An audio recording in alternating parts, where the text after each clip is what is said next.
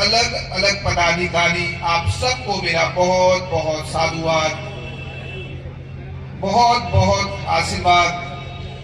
और यहाँ पर उपस्थित मातृशक्ति, पितृशक्ति, युवा शक्ति और मेरे सनातन के प्यारे भाइयों और बहनों, आप सभी को मेरी हृदय की गहराइयों से राम राम।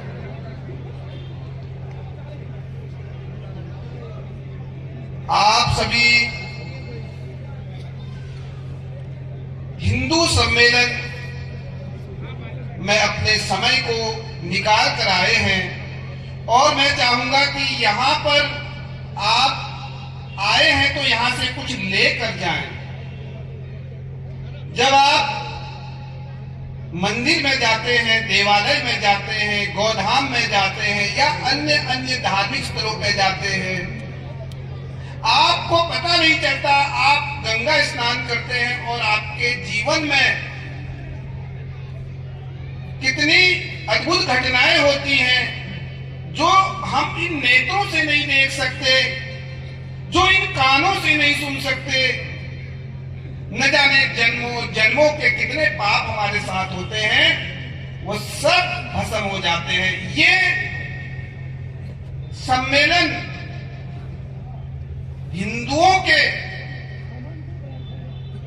हृदय पर परिवर्तन करने के लिए है। शास्त्रों में कहा गया है, त्रेतायाम मंत्र शक्तिश्च ज्ञान शक्ति कृते युगे द्वापरे युद्ध शक्तिश्च संग शक्ति कलो युगे, संग शक्ति कलो युगे। कलयुग में श्रेष्ठ जो है वो संगठन की शक्ति है। सतयुग में ज्ञान शक्ति, त्रेता में मंत्र शक्ति और द्वापर में युद्ध शक्ति। परंतु कलयुग में वो संगठन सज्जनों का हो या दुर्जनों का, जीत संगठन की ही होगी। इसलिए मेरे प्यारे सनातनियों, अलग अलग जातियों में मत बटो, क्योंकि धर्मियों को हराना चाहते हो, उन विधर्मियों को हराने के लिए एकजुट होना पड़ेगा, क्योंकि कलयुग में संगठन के बिना विजय हो ही नहीं सकती। आज ये हिंदू सम्मेलन हर हिंदू के लिए गौरव उत्सव है, क्योंकि पूर्व कालखंड में सनातन समाज को, सनातन हिंदुओं को और हमारी परंपरागत सांस्कृतिक विरासतों को खंड खंड करने का काम किया गया है, भ्रमित करने का काम किया गया है। और हिंदू समाज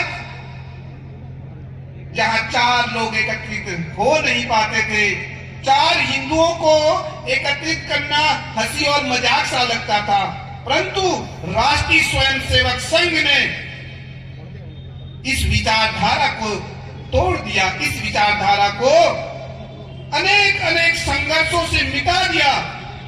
और आज भारत में 80,000 से ज्यादा हिंदू सम्मेलन हो रहे हैं और एक एक हिंदू सम्मेलन में हजार हजार लोग एकत्रित हैं, लगभग बता रहे हैं। तो इन हिंदुओं का ये जो संगम है, ये गौरव उत्सव नहीं तो और क्या है। मेरे प्यारे सनातनियों, गौरव उत्सव तो हम मना रहे हैं, पर क्या हम इस गौरव उत्सव के साथ अपने आत्मा का मूल्यांकन कर रहे हैं क्या? हम अपने समाज का मूल्यांकन कर रहे हैं क्या? आज हम सबको लगता है देश में सबसे बड़ी समस्या आतंकवाद है। मैं ये नहीं कहता कि आतंकवाद समस्या नहीं है, आतंकवाद समस्या है, पर उससे भी बड़ी समस्या हमारे अपने समाज में है और उस समस्या के कारण हम स्वयं हैं। समस्या हम अनदेखा कर रहे हैं उन समस्याओं को। मेरे प्यारे सनातनियों, सोचो, जो समस्या मैं आपको बताने वाला हूं उसका एक चलचित्र अपने नेत्रों में देखो। आज करोड़ों युवा नशे के शिकार हैं, कोई ड्रग्स का नशा, कोई मदिरे का नशा या अन्य अन्य नशों के कारण। आप सोचिए,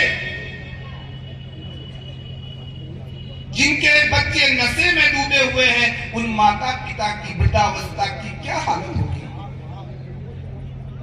करोड़ों युवा नशे में हैं, न जाने कितने बहनों के घर उजड़ गए।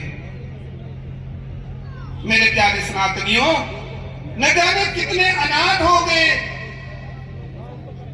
न जाने कितने बच्चे दर दर दर भटक रहे हैं।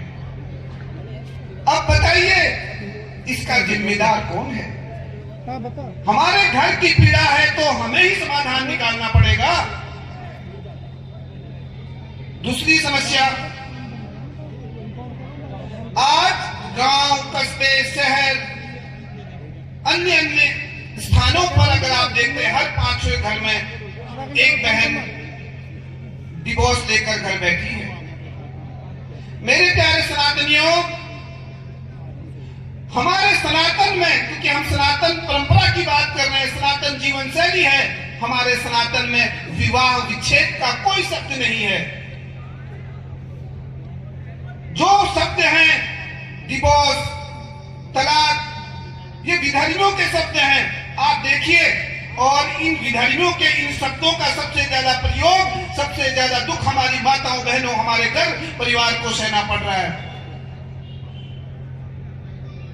इसके जिम्मेदार कौन है? बच्चों की शादी करके, कन्या का विवाह करके हम माता पिता भगवान भजन में लग जाते थे, तीर्थ यात्राओं में गमन करते थे, साधु संतों के दर्शन करते थे, और वही माता पिता शादी.com, जीवन साथी.com में अपने बच्चे, अपने कन्याओं के रिज्यूम डाल रहे हैं। क्या स्थिति हो गई है? इसका जिम्मेदार कौन है? ये मंथन करने का विषय है। मेरे प्यारे सनातनियों, मेरे प्यारे हिंदुओं, इनका निदान है, हमारे पास निदान है इसका। क्योंकि सनातन परंपरा हमारे जन्म जन्मांतर के पापों को, ब्रह्मा के द्वारा लिखे हुए लेखों को मिटने की तप की शक्ति हमारे पास है। हम सनातनी हैं। अपने घर का वातावरण, अपने घर का माहौल सनातन माहौल बनाइए, आध्यात्मिक माहौल बनाइए। जो बिटिया कान्हा जी की सेवा करती होगी, जो नाम सिमरन करती होगी, जो रामचरितमानस का स्वाध्याय करेगी, उसे पता होगा कि परिवार के क्या संस्कार है, समाज के संस्कार है, पति का क्या धर्म है, पत्नी का क्या धर्म है। स्वाध्याय है ही नहीं, खत्म हो चुका है। जब इस तरह का वातावरण होगा, उसके जीवन में कैसी भी समस्या आएंगी, कैसे कैसे कष्ट आएंगे, वो उन सारे कष्टों से निकल जाएगी। मेरे प्यारे सनातनियों, जब वो अपना आइडल मां काली को मानेगी, दुर्गा को मानेगी, तो कोई विधर्मी उनकी तरफ आंख उठाकर देखने का दुस्साहस भी नहीं कर सकता। और जो युवा अपना आइडल हनुमान जी को मानेगा, वो नशे से तो दूर रहेगा, पर किसी पर स्त्री की तरफ दृष्टि भी नहीं करेगा। और अगर किसी विधर्मी ने दृष्टि कर दी तो उसके आंख निकालने में भी देरी नहीं करेगा। मेरे सनातनियों, तो ये समस्या आतंकवाद से ज्यादा बड़ी इसलिए मैं कहता हूं, इससे हमारे घर टूट रहे हैं, हमारे घर बिखर रहे हैं। अपने घर का माहौल बदल दीजिए। हम तीर्थ यात्राओं पे तो जाते हैं, तीर्थ यात्राओं की मर्यादा बच्चों को सिखाइए।